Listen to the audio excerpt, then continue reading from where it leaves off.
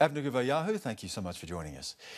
Take us back to that moment when you felt that you had to confront what you were doing. The moment that you occupied a Palestinian house. What was that moment for you?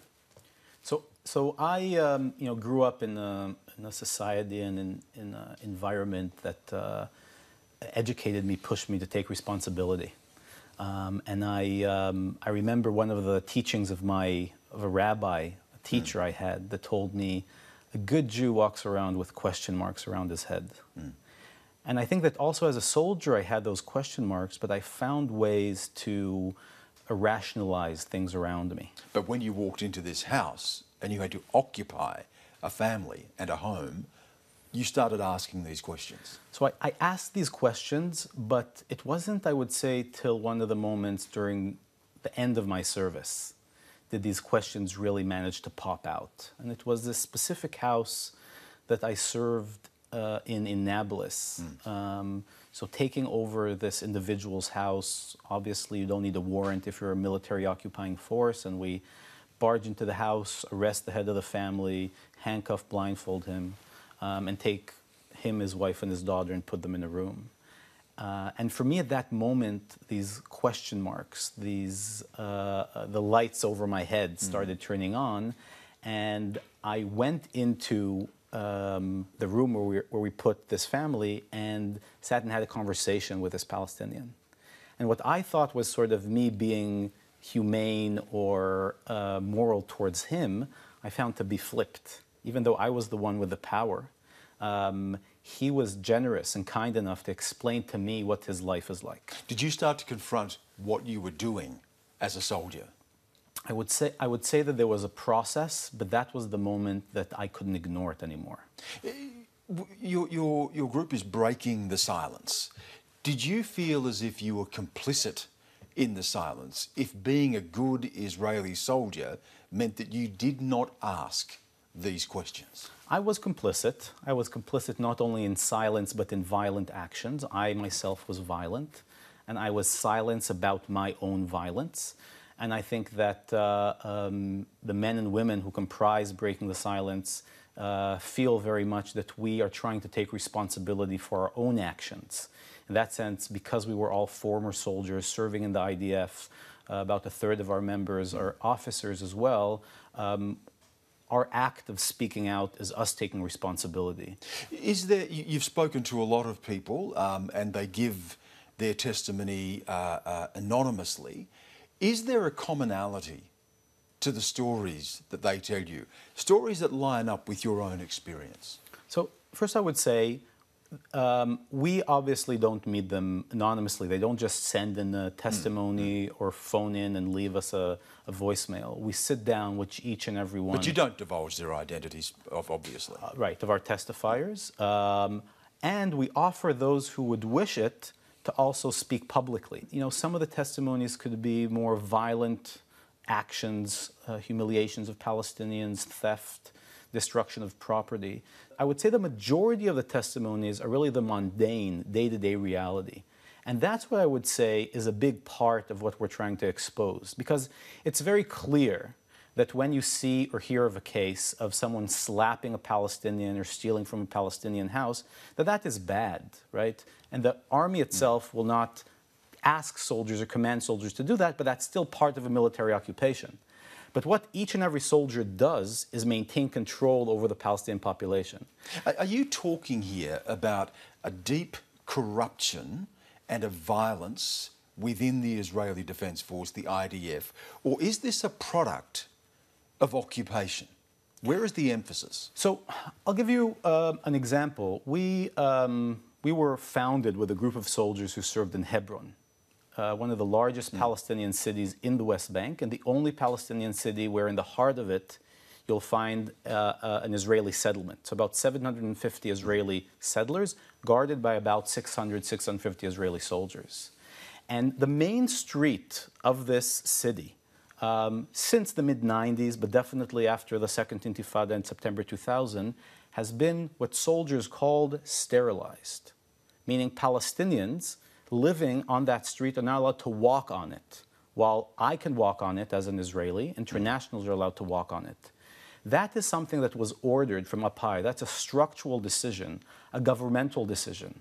And part of the things we try to ask and try to raise and try to put a light on, someone not being allowed to leave his house and our society accepting that, is that not part of our moral corruption? So your issue is not with the Israeli Defense Force per se, perhaps to an extent it is, but it is much more about occupation. You're opposed to occupation.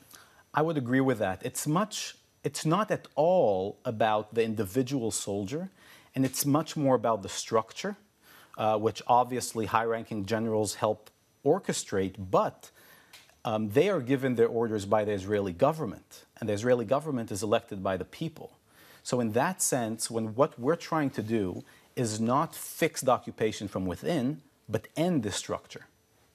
The critics of what you're doing and breaking the silence say there is no silence to break. There is no secrecy here, and you would have the capacity to have raised these things through the correct channels within Israel, within the Defence Force.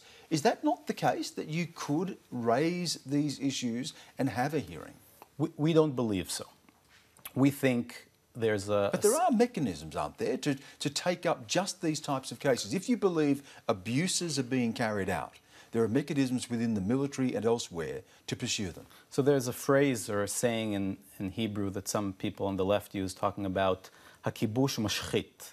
Occupation corrupts. It's not that soldiers come in corrupted already. There's a process of corruption. And I think that because we've been at this for 51 years, and there's unbelievable political pressure to maintain this reality on the ground, to keep the status quo, we have also carried in mechanisms that could be used, actually allowed to permanent the situation.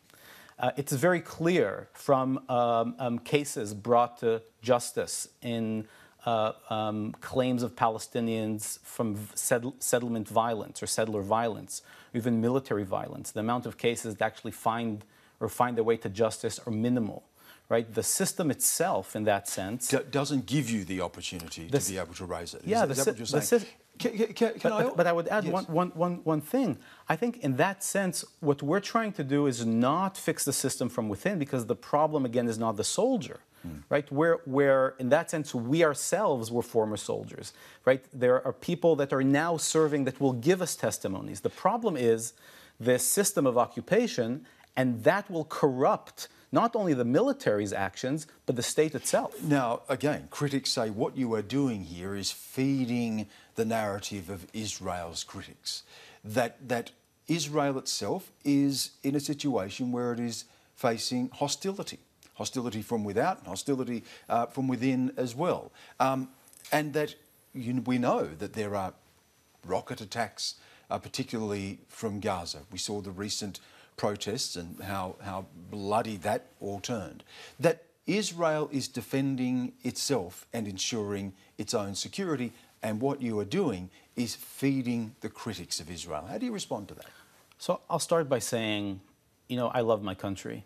I was willing, and I joined the army willing to die and kill for it, and I am still willing to do that at this point. But I am not willing to kill and die for a military occupation. And I think that what some of the critics of breaking the silence do is equate Israel with occupation, saying if you want to support Israel, you have to support this occupation.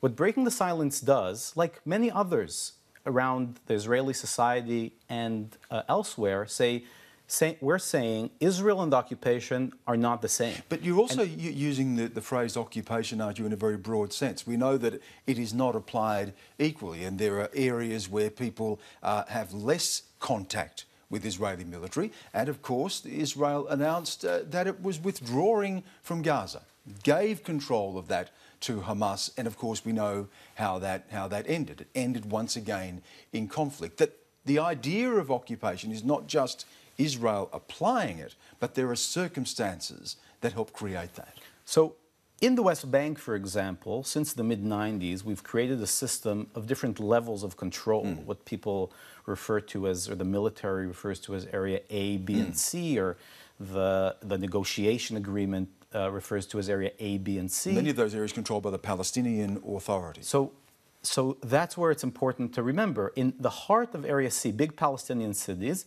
still it's Israeli military control, but there are Palestinian authorities' responsibility, municipality, and there's a Palestinian police force, right?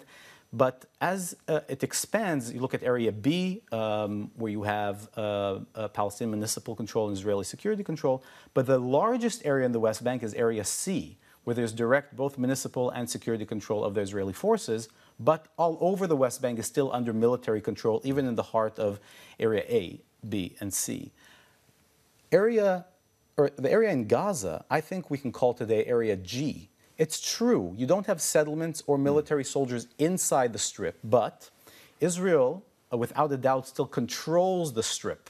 Right, this former high-ranking officers, former ministers of defense have said this publicly. Israel still controls the aspects of going in, of going out of the Strip. The registry in the Strip, every Gazan born today is registered with Israel, Israeli military. The currency there is Israeli shekels. So there is still that presence of Israel. There still is a presence from the surrounding. Now, I would add, definitely there's Egyptian responsibility, there's a border there, but we have more responsibility and more agency.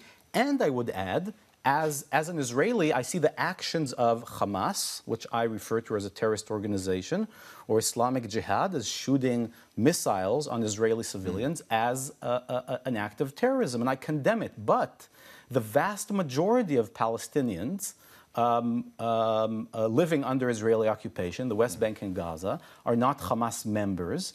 And in the Gaza Strip, over 50% of the people living there are under 18. So they didn't even vote for Hamas.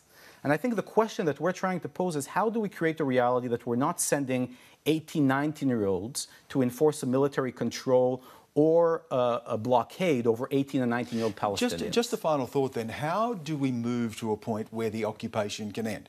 There have been negotiations around a two-state solution. As I mentioned before, we've seen the violence recently with the recognition by the United States as Jerusalem as the capital and moving the embassy there. We seem to be going in circles with this. The whole process of a two-state solution has hit a dead end. Trying to revive negotiations, build partners for peace, has proved so elusive. To reach the point you're arguing for, what will it take? So I'm an Israeli, right? And the Israeli government is my representative government, and they're the ones that I pay taxes to. So what I can look at when I grew up in Israel in the mid-90s, the peace treaty peace solutions were always around the corner, and therefore we were ignoring the elephant in the room. And the elephant in the room is the expansion of settlement building, settler violence, destruction of Palestinian communities, mostly in Area C, limit movement for Palestinians. Basically, we're entrenching ourselves in this reality. And as an Israeli who believes that we have to move forward and we can move forward, I am petrified in where we're going.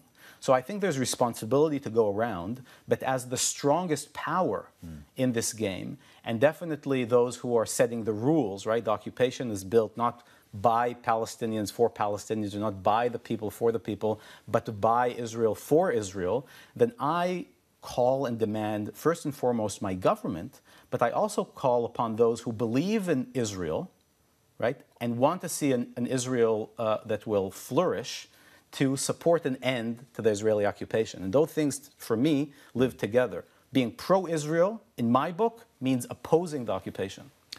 Good to talk to you, Avner. Thank you again for giving us your time. Thank you very much.